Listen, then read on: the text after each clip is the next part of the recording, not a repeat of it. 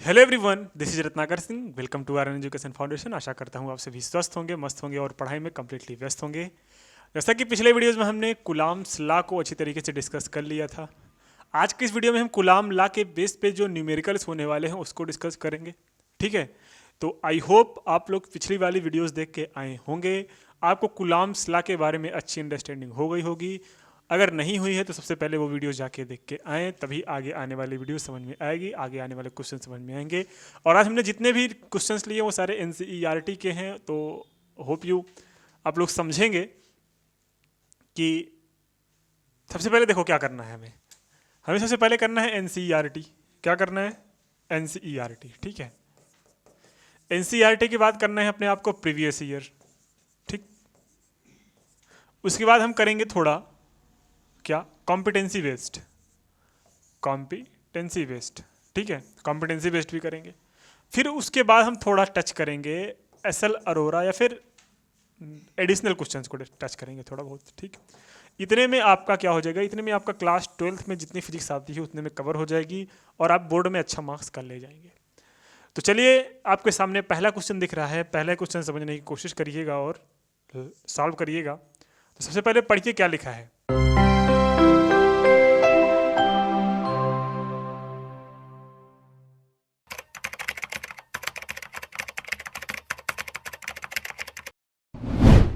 आपके सामने लिखा है कि what is the force between two small charged spheres having charges of 2 into 10 की पावर -7 कूलाम एंड 3 इंटू 10 की power -7 coulomb placed 30 centimetre apart in air.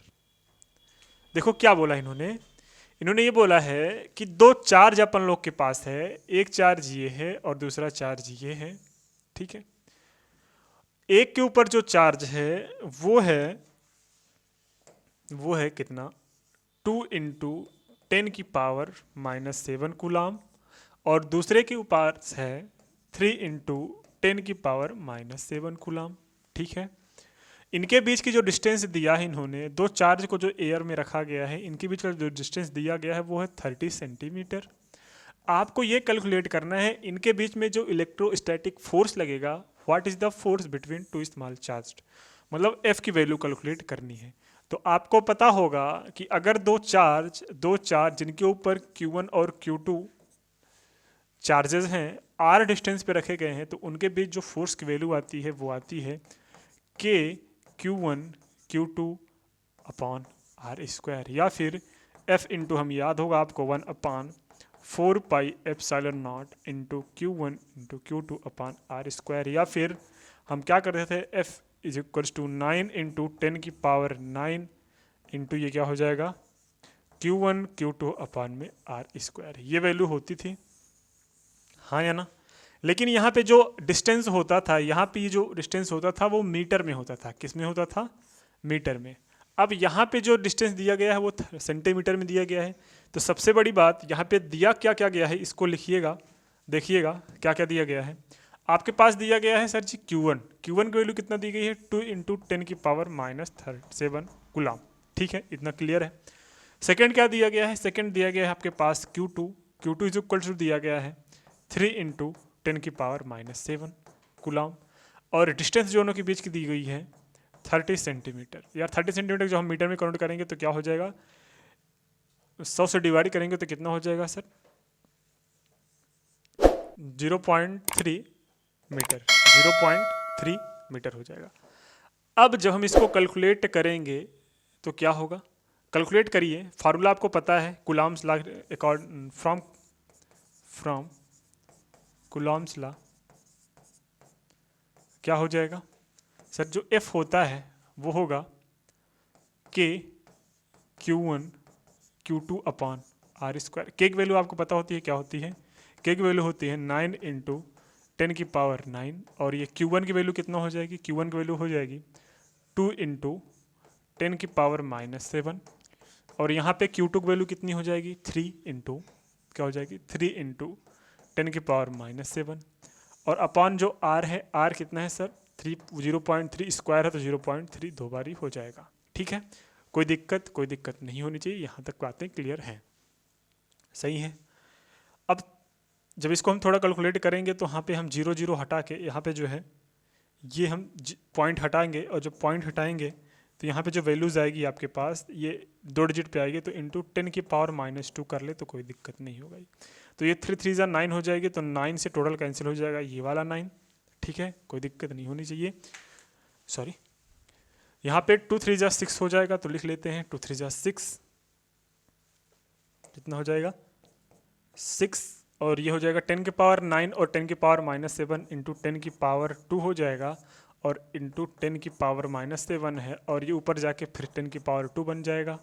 ठीक, अब ये क्या हुआ, ये हुआ आपके पास 6 इंटू 7 में से 2 जाएगा क्योंकि बेस इक्वल है और पावर ऐड हो जाएंगे, ऐड होने के बाद ये बड़ा है ये छोटा है, तो -7 में से 2 गए -5, और -5 और +2 कितना हो जाएगा सर जी -3, तो 6 इंटू 10 की पावर -3 क्या आ गया, न्यूटन फोर्स आ गया। इसके बीच कितना आ गया, इतने न्यूटन फोर्स आ गए।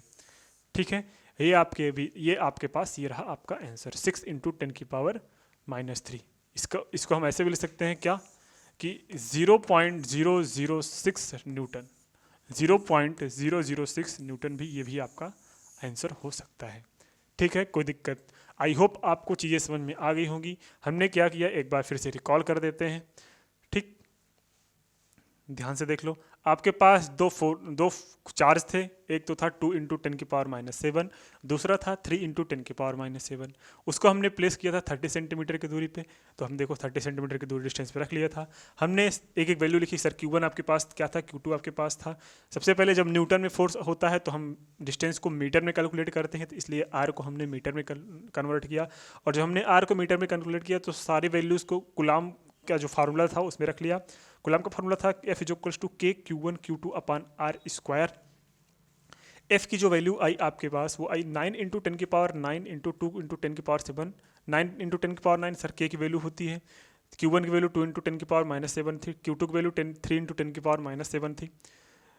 यहाँ पे R की वैल्यू 2 बार थी, तो 0.3 इंटू 0.3, पॉइंट को हटाया हमने, यहाँ पे 10 की पावर -2 रख दिया, और जैसे ही 10 की पावर -2 रख दिया ये 3 3 9 हो गया, और 9 से 9 कैंसिल होके यहाँ पे बचा 3 2 6 6 हो गया, और ये 9 प्लस में है -7 में, तो दोनों को जब ऐड करेंगे तो आएगा आपके पास 2 और -7 हटा के यहाँ पे फिर हो जाएगा 5, और -5 और +2 कितना हो जाएगा, -5 +2 आपके पास बचेगा -3, ये -3 हो गया, और 6 यहाँ पे रह गया।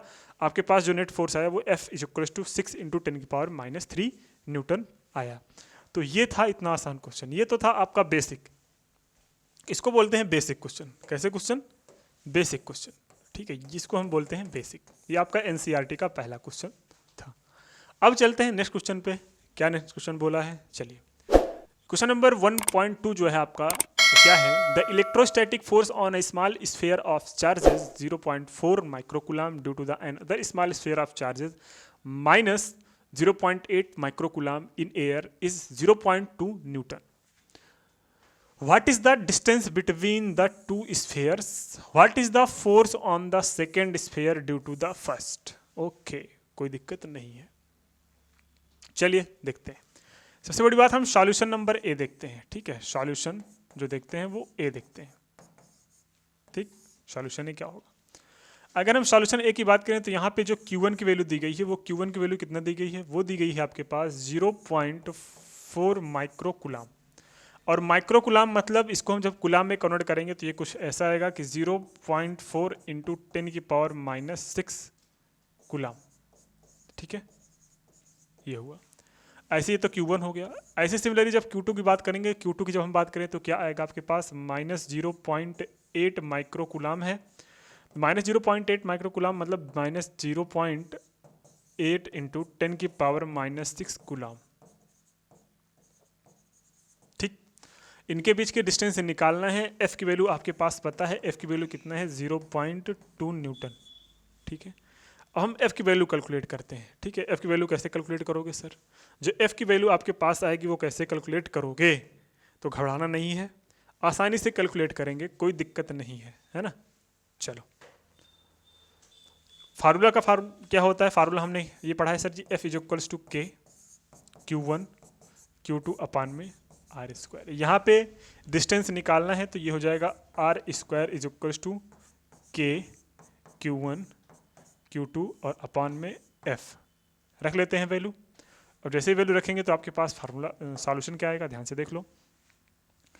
यहाँ पे R square is equal to हो जाएगा के की वैल्यू 9 इंटू 10 की पावर 9 इंटू Q1 की वैल्यू कितना है, Q1 की वैल्यू है 0.3 इंटू कितना है 0.4 इंटू 10 की पावर माइनस 6, 0.4 इंटू 10 की पावर माइनस 6 और ऐसे 0.9 इंटू 10 की पावर माइनस 6, 9 ही तो है, आई होप 9 ही होगा, 0.8 0.8 इंटू 10 की पावर माइनस में 6। ठीक है, कोई दिक्कत नहीं होनी चाहिए। ये हुआ आपका Q1 इंटू Q2 और अपॉन में F कितना है, F कितना है आपके पास 0.2 न्यूटन। ठीक है, कितना है 0.2 न्यूटन। सॉल्व करो, आपके पास डिस्टेंस आ जाएगा।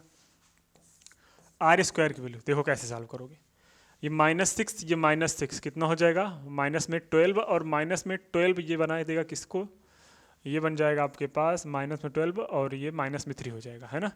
और ये 0.4 0.8 तो 9 इंटू 0.32 और ये हो जाएगा 10 की पावर माइनस 6 माइनस 12 और 10 की पावर ये हो जाएगा माइनस में 3 और ये कितना हो जाएगा 0.2।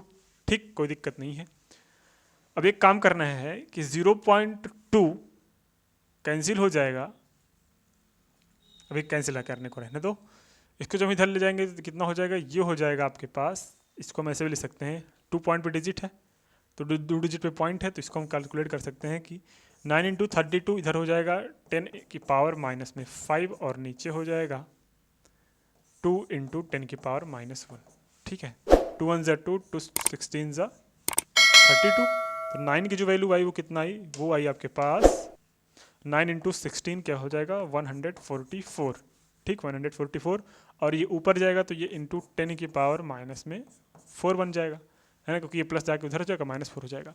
और ये बातें चल रही है आर के स्क्वायर में, और जब आर के स्क्वायर में बातें चल रही हैं तो आर की वैल्यू जो आएगी वो अंडर रूट आएगी 144 इंटू 10 की पावर -4। 144 को जब बाहर निकालेंगे तो आएगा आपके पास 12, क्योंकि 144 का जो स्क्वायर रूट होता है वो कितना होता है, वो होता है 12 और ये 10 की पावर -4 जब बाहर निकालेंगे तो क्या आ जाएगा माइनस में 2। तो आर की जो वैल्यू आई वो आई 12 इंटू 10 की power -2 means sir 0.12 metre, 0.12 metre. बात समझ में आ रही है कि नहीं आ रही है, बिल्कुल आ रही होगी, बहुत ज़्यादा आसान है। ये आपका हुआ इसके बीच की डिस्टेंस। सेकंड क्या पूछा है, सेकंड जो फोर्स पूछा है, आपको पता है कि अगर मैंने बताया था कि F12 जो होता है वो -F21 के इक्वल होता है। ठीक है, अगर अगर अगर वो 0.2 का नो फोर्स लगा रहा था तो दूसरा भी 0.2 का ही फोर्स लगाएगा, मीन्स दोनों फोर्स क्या हो जाएंगे सेम। अगर वो न्यूटन इतना था, अगर ये F1 था तो F2 के Q2 के ऊपर जितना फोर्स लगेगा वो माइनस में फॉर्म में लग जाएगा, क्योंकि दोनों फोर्स इक्वल ही होते हैं। बात समझ में आ रही है कि नहीं आ रही है, आ रही है, दोनों फोर्स इक्वल होंगे, बस अपोजिट इन डायरेक्शन होंगे, इसलिए यहाँ पे 0.2 न्यूटन था -0.2 न्यूटन हो गया। कोई दिक्कत नहीं होगी। ये हुआ अपना सेकंड क्वेश्चन। क्वेश्चन नंबर 3 क्या है, explain the meaning of the statement electric charge of a body is quantized. Okay, why can one ignore quantization of electric charge when dealing with the microscopic and large scale charges. इसके लिए मैं आपके लिए answer लिख के लाया हूँ, ये रहा आपका आंसर। आंसर क्या है, ध्यान से देख लो। क्वांटाइजेशन ऑफ चार्ज आपको पता है, वही लिखा गया है। Electric charge of a body is quantized, this means that only integral मतलब जो चार्ज पाए जाते हैं वो 1 2 3 4 5 6 फॉर्म में ही पाए जाएंगे। ये नहीं कि 1.5 चार्ज पाया गया है, 1.6 चार्ज पाया गया है या फिर 1.7 चार्ज पाया गया है। ठीक है, इसको आप पढ़ो, उसके बाद मैं पढ़ता हूँ, पानी पी लेता हूँ मैं।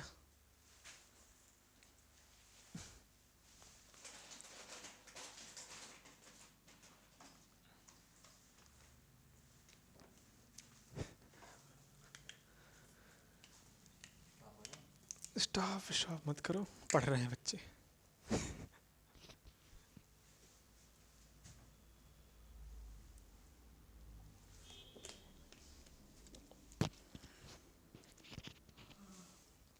तो क्या लिखा गया है, electric charge of a body is quantized, this means that only integral numbers मतलब इंटीजर्स नंबर अगर हम बोल रहे हैं 1 2 3 4 5 6 -1 -2 -3 -4 -5 -6 हो सकता है, can be transferred from one body to other, मतलब इंटीग्रल फॉर्म में ही जो चार्ज का ट्रांसफर होता है वही इंटीग्रल फॉर्म में ही होता है।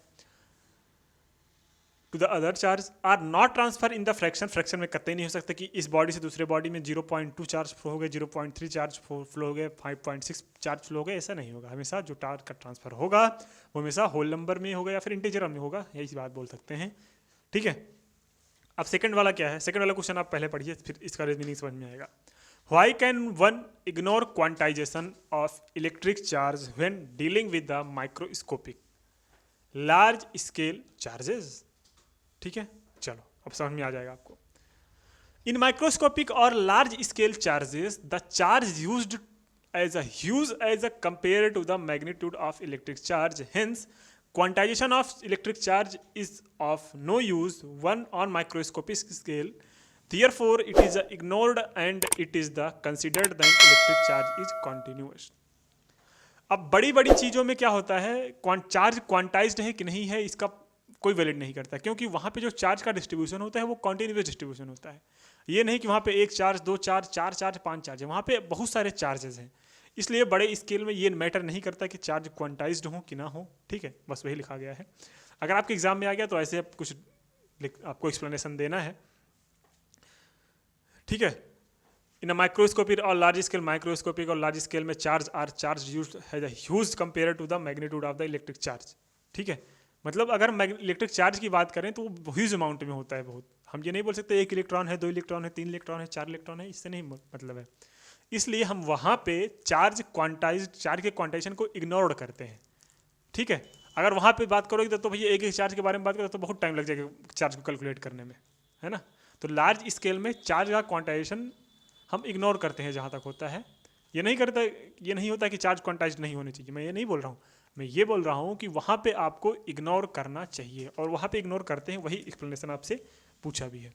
ठीक, next, when a glass rod is rubbed with a silk cloth, charge appear on both. A similar phenomenon is observed with many other pairs of bodies. Explain how this observation is consistent with the law of conservation of charge। ये भी आपका लिखने का question, ये भी रहा आपका answer. Answer में क्या लिखा गया है?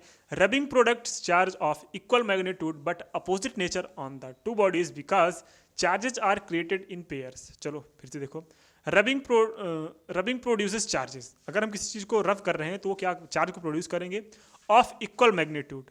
इक्वल मैग्नीट्यूड के चार्ज प्रोड्यूस होंगे दोनों बॉडी पे, लेकिन but opposite nature on the two bodies. मतलब अगर एक पे, जैसे हम इन दोनों को रब किए, अगर इस पे चार्ज आया होगा तो एक पे प्लस, एक पे नेगेटिव। अगर इस पे प्लस का दो पॉजिटिव चार्ज आया होगा तो इस पे प्लस का दो नेगेटिव चार्ज आया होगा। ये नहीं कि इस पे चार हो गया, इस पे दो हो गया, है ना, इस पे चार हो गया, इस पे दो हो गया। हाँ, ऐसे नहीं होगा, इस दोनों पे इक्वल होगा। This phenomenon of charging is called the charging by friction. ऐसे अगर कोई चीज़ चार्ज हो तो इसको चार्जिंग बाय फ्रिक्शन बोलते हैं, रब करके। The net charge on the system of two rubbed bodies is zero. ठीक है, मतलब जब हम इसको चार्ज करेंगे, ठीक है, इन दोनों को रगड़ेंगे, बॉटल को और इसको, अगर इस पर चार्ज आया तो नेट चार्ज इनका जो आएगा वो जीरो आएगा, क्योंकि चार्ज दोनों है कंजर्व्ड है। ना तो नया चार्ज बन जाएगा, ना तो पुराना चार्ज खत्म हो जाएगा। अगर इसके पास दो पॉजिटिव है, इसके पास दो निगेटिव ही है। अगर इसके पास तीन पॉजिटिव है, इसके पास तीन निगेटिव आएगा, क्योंकि इसके चार्ज इसमें ट्रांसफर हो रहे हैं, तभी तो इसके पास पॉजिटिव, इसके पास निगेटिव आया। बस वही बात बोला है। Because equal amount of opposite charge annihilate each other. When the glass rod is rubbed with a silk cloth, opposite nature charge appear on the both bodies. This phenomenon is the consistent with the law of conservation of energy. जैसे कि बोला मैंने, a similar phenomenon is observed with the many other pairs of the bodies. ऐसे बहुत सारे similar phenomenon को, जैसे pen और बाल का ले ले, ये भी एक पेयर है सेम phenomenon का, सिल्क और रॉड जैसे। सॉरी, तो ये रहा कुछ इस टाइप के क्वेश्चंस। आपको इस एग्जाम में अगर आ गया तो लिखना है। अब आपके सामने क्वेश्चंस दिख रहे हैं क्या? 4 point charges QA is equals to 2 microcoulomb and QB is equals to -5 microcoulomb, QC is equals to -2 microcoulomb and QD is equal to -5 microcoulomb are the located at the corners of the square ABCD of side 10 centimeter. What is the force a charge of 1 microcoulomb placed at the center of the square? मतलब अगर ये बोल रहे हैं कि अगर यहाँ पे 1 माइक्रोकुलाम का चार्ज हम प्लेस्ड कर दें तो इसके ऊपर जो फोर्स आएगा वो कितना आएगा। हमें इस पॉइंट पे जो है वो फोर्स को कैलकुलेट करना है। बात समझ में आ रही है कि नहीं आ रही है? बिल्कुल आ रही होगी। तो चलिए हम क्वेश्चन को सॉल्व करते हैं। एक बार आप लोग फिगर बना दीजिए और क्वेश्चन को नोट कर लीजिए। चलिए क्वेश्चन आप लोगों ने पढ़ लिया होगा, हम सॉल्व करने की कोशिश करते हैं। देखिए क्या बोला है इसमें कि 2 माइक्रोकुलाम एंड 5 माइक्रोकुलाम, ठीक है, 2 माइक्रोकुलाम एंड 5 माइक्रोकुलाम। ये 2 माइक्रोकुलाम है, ये 5 माइक्रोकुलाम, ये रखा है आपके पास 2 माइक्रोकुलाम, ये रखा है आपके पास प्लस 2 माइक्रोकुलाम, ये रखा है आपके पास 5 माइक्रोकुलाम, ये रखा है 5 माइक्रोकुलाम। बीच के सेंटर में बोला है, मतलब सब चीज़ों से इसकी डिस्टेंस क्या होगी, इक्वल होगी। आप बोलोगे हाँ सर इक्वल तो होगी, यहाँ तक समझ में आ गया। अब इसके बीच की डिस्टेंस 10 सेंटीमीटर है। डिस्टेंस कुछ भी हो, अगर ये स्क्वायर है और बीच में बोल दिया है तो उससे हमें मतलब नहीं है। अगर आप अपना टाइम खराब करना चाहते हो तो कर सकते हो, अदरवाइज मैं आपको वैसे समझा देता हूँ समरी। देखो ये 2 माइक्रोकुलाम है, यहाँ पे 1 माइक्रोकुलाम है, तो जो फोर्स लगेगा कैसे लगेगा, जो फोर्स लगेगा ये ज़्यादा है तो ये इसको इधर अपनी ओर अट्रैक्ट करेगा, या फिर अगर सेम टाइप का चार्ज है प्लस है, ये प्लस है, तो इन दोनों के बीच रिपल्सन होगा, मतलब ये इधर जाएगा और ये मैं एरो बना देता हूँ रेड कलर से, ठीक है। ये चार्ज इधर आएगा और ये इधर जाएगा, इधर फोर्स लगेगा दोनों के बीच में। अब ये प्लस 2 माइक्रोकुलाम है, ये इधर लगेगा, तो ये वाला जो लगेगा येलो, इसको हम दूसरे कलर से दिखाते हैं, ये हुआ आपके पास पिंक। इसकी वजह से ये इधर एक फोर्स लगेगा, इसकी वजह से एक फोर्स इधर लगेगा। अब ध्यान से देखो, सेम चार्जेस हैं, बिल्कुल है सर। दोनों का अपोजिट डायरेक्शन है, बिल्कुल है सर। ये एक दूसरे को क्या कर देंगे, एक दूसरे को कर देंगे कैंसिल, मतलब नेट फोर्स क्या हो जाएगा, जीरो। नेट फोर्स इधर जीरो आ गया, मतलब इधर का दोनों का डायरेक्शन का फोर्स जीरो आ गया। अब बचा किधर है सर, ये -5 कुलाम है और ये +1 कुलाम है, तो इन दोनों के बीच होगा अट्रैक्शन, तो ये इधर जाएगा और ये इधर आएगा। और इसके बीच माइनस है, ये भी प्लस है, तो ये भी इधर जाएगा, ये भी इधर जाएगा। मतलब इनके इस फोर्स के बीच जो है वो एक इधर डायरेक्शन लग रहा है, एक इधर डायरेक्शन लग रहा है। ये भी अपोजिट डायरेक्शन है, इसलिए क्या हो जाएगा, एक दूसरे को कैंसिल कर देगा और नेट क्या हो जाएगा, नेट जीरो। तो यहाँ पे जो पॉइंट चार्ज के बीच में है, 1 माइक्रोकुलाम की प्लेस जो सेंटर ऑफ स्क्वायर है, वो क्या होगा, उसके ऊपर जीरो फोर्स लगेगा। कितना लगेगा, जीरो फोर्स। नेट फोर्स ऐसे लिखना है, net force on 1 microcoulomb charge is equals to 0। ठीक है, ये रहा आपका नेट आंसर। अगर आप करना चाहते हो कैलकुलेट, तो यहाँ पे पाइथागोरस लगाओ, पाइथागोरस लगा के यहाँ पे 10 और 10 का जब पाइथागोरस लगाओगे तो ये क्या हो जाएगा, 2√10। क्या हो जाएगा, 10√2। 10√2 होगा, क्या होगा, देखो 10 10 20 और 10 10 20, 10 का स्क्वायर प्लस 10 का स्क्वायर, 2 10 का स्क्वायर, 10 का स्क्वायर बाहर आ जाएगा, तो हाँ 10√2 आ जाएगा। ये टोटल डिस्टेंस आ जाएगा 10√2, इसका आधा कर दोगे तो इतना डिस्टेंस निकल जाएगा। ये बचेगा आपके पास 5√2, तो ये डिस्टेंस आ जाएगा 5√2, ये भी डिस्टेंस आ जाएगा 5√2, ये भी डिस्टेंस आ जाएगा 5√2, ये भी डिस्टेंस आ जाएगा 5√2। इस पे कैलकुलेट कर लेना, इस पे कैलकुलेट कर लेना, इस पे कैलकुलेट करना, इस पे कैलकुलेट कर लेना। सबके बीच जब फोर्स आ जाएगा सबको ऐड कर दोगे तो यहाँ पे साइन साथ में लेके रखना, नेट आंसर क्या आएगा आपके पास, नेट आंसर सेम 0 आएगा। क्योंकि यहाँ पे करोगे, इस केस के बीच में करोगे तो एक तो पॉजिटिव आएगा, इस केस के बीच करोगे तो पॉजिटिव आएगा, इस केस के बीच में करोगे नेगेटिव आएगा, इस केस के बीच में करोगे नेगेटिव आएगा। जब सबका ऐड करोगे तो नेट फोर्स आपको 0 देगा। जैसा आप करना चाहें वैसा कर सकते हैं। अगर ये क्वेश्चन आपको ना समझ में आया हो, थ्योरी ना समझ में आई हो, तो क्या करिएगा, आप कमेंट सेक्शन में बता दीजिएगा सर क्वेश्चन नंबर 1.6 नहीं समझ में आया, तो हम इसको डाउट वाले सेशन में हम कर देंगे। क्योंकि आपको पता है, जैसे मैंने बताया था कि हर एक चैप्टर के एंड में मैं एक डाउट सेशन रखूंगा, जिसमें सिर्फ आपके इस चैप्टर से रिलेटेड जितने भी डाउट रहेंगे कमेंट सेक्शन में उसको मैं क्लियर करूंगा, उसके बेस पे वीडियो जाएगी। बात समझ में आ रही है, बिल्कुल आ रही है। इसलिए मैं लाइव क्लास नहीं ले रहा हूं, क्योंकि लाइव क्लास में आपका टाइम वेस्ट होता है। रिकॉर्डिंग इसलिए अच्छी है आपके लिए, क्योंकि एक बार आप रिकॉर्डिंग देख लो, फिर लाइव सेशन में हम क्या करेंगे, लाइव सेशन में हम रिवीजन बैच लाएंगे, है ना। लाइव सेशन में आप क्या करोगे, तुरंत इंटरेक्ट हो सकता है ना, मैसेज के थ्रू हम आपसे इंटरेक्ट होते चले जाएंगे। जो चीज़ें यहाँ पे नहीं समझेंगे मैं डायरेक्टली उसका रिप्लाई कर दूंगा, ठीक है। तो अभी क्या है, अभी आप रिकॉर्डिंग पर हो, रिकॉर्डिंग आपके लिए बेस्ट है। क्योंकि ऑनलाइन मैं समझता हूँ ऑनलाइन भाई बहुत ज़्यादा टाइम वेस्ट करता है। अगर ऑनलाइन हो, मैं कुछ बातें जैसे कर रहा हूँ, इसको आप स्किप कर सकते हो अगर नहीं सुनना चाहते हो। ऑनलाइन में तो सुनना पड़ेगा, ऑफलाइन में स्किप कर सकते हो, है ना। तो ये सारी चीज़ें होती हैं, इसलिए मेरे सारा का सारा जो कोर्स होगा वो ऑफलाइन दूंगा आपको, और जितने भी रिवीजन बैच आएगी वो आपका ऑनलाइन बैच होगा। ठीक, क्लियर हो गया होगा। तो अगर ऐसे क्वेश्चन में आपको डाउट है तो कमेंट सेक्शन में बता दीजिए, करिए सर इस वीडियो के क्वेश्चन नंबर 1.7 में डाउट है, क्वेश्चन नंबर 1.3 में डाउट है, तो मैं उसकी एक सेपरेट वीडियो बनाता चला जाऊंगा हर एक चैप्टर के एंड में। तो आई होप आज जो क्वेश्चन हमने करे वो आपको समझ में आए होंगे। वीडियोस को छोटी रखते हैं ताकि आप बोर ना हो, ठीक है। और फिजिक्स इतना अच्छा सब्जेक्ट है, आप बोर होंगे नहीं। और अगर इंटरेस्टिंग वे से पढ़ा जाए तो ठीक है, मिलते हैं नेक्स्ट वीडियो में नए कॉन्सेप्ट के साथ। नेक्स्ट कॉन्सेप्ट में हम पढ़ेंगे इलेक्ट्रिक फील्ड का कॉन्सेप्ट। तब तक के लिए शुभ रात्रि, जय हिंद एंड बाय बाय।